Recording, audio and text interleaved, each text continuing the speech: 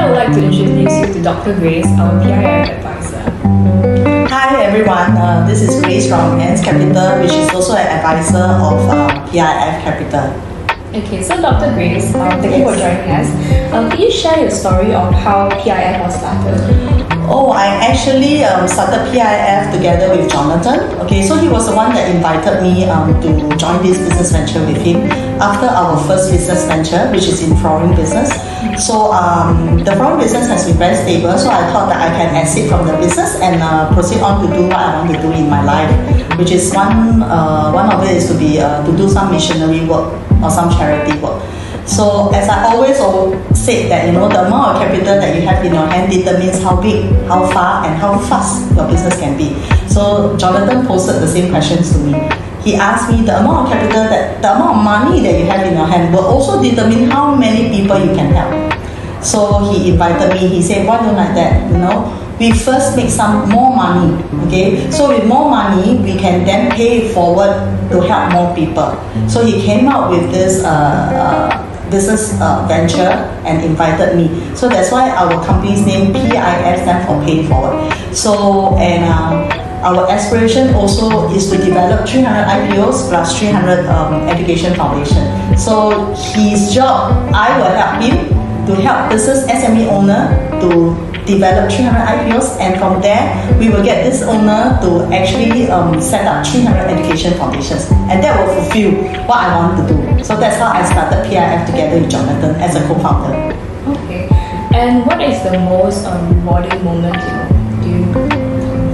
rewarding, there are always ups and downs, and the rewarding part is actually when we teach, right? So when you teach and when your customer, your members or your so-called students come back and share with you that they benefited from what they have learned from you, I think that is the most rewarding. Whether it's big progress, small progress, big success, small success, as long as they came back and say that whatever we share during the class, they feel it very useful to them. I find that that's the most rewarding, and that gives us a lot of, or particularly me, it gives me a lot of strength for me to continue the journey. Yes. Okay, so perhaps could you share some ups and downs as an entrepreneur? There are always ups and downs, especially beginning when you are starting your business, in particular PIF, because we are actually promoting something that is very new to this SME. In fact, some people may have not even heard of it.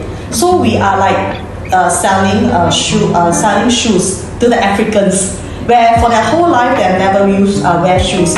So then we got to convince them the benefit of wearing shoes. So same thing, to us, a lot of SME owners, they either find capital through their own savings, their own earnings, or they borrow money from the bank.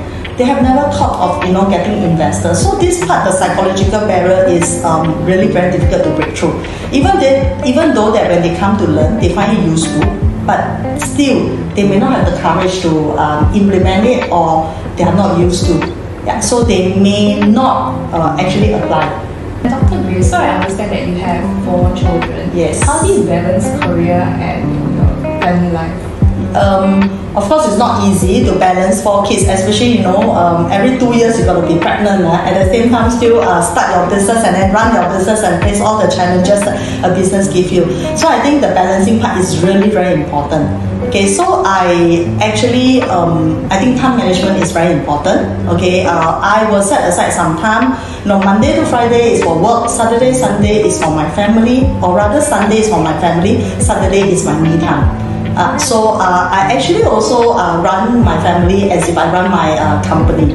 I actually train my helper. Okay, she is like my mini manager to all my 4 kids. So I adopt whatever I did in my company into my family. So I think time management and prioritizing your things is very important. Yeah. So I managed to balance between these 2, my family and my work. Yeah.